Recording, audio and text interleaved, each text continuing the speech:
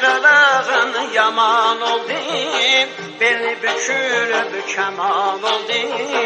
Harda kaldın gelmedin.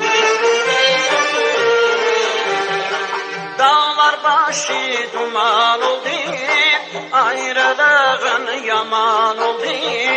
Beni bükülüp keman oldu, harda kaldın gelmedin.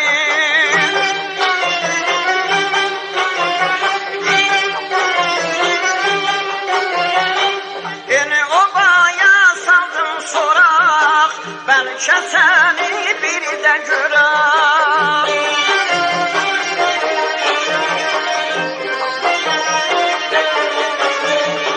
Beni obaya saldım sorak, belki bir de seni görek.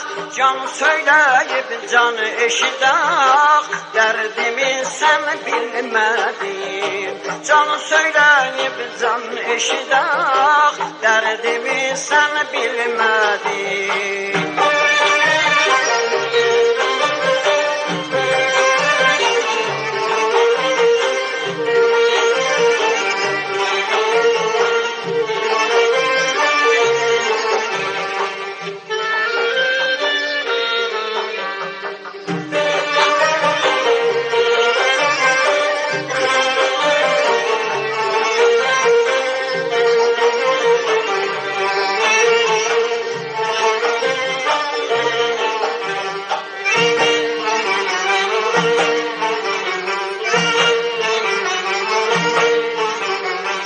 Geçti aylar, geçti iller, açtı bağlar, soldu güller. Ayrılıktan sustu diller, sen danışıp dinmedin.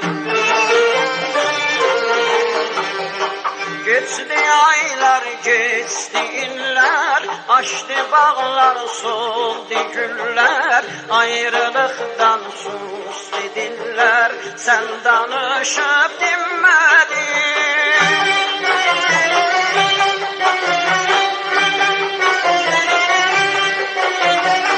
Her yerden sesledim seni, gönlümde besledim seni.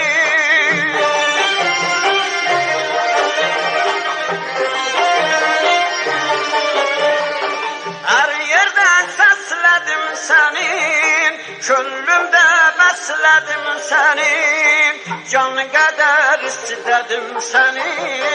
Ayrılıktan dönmedin. Can kadar istedim seni, ayrılıktan dönmedin.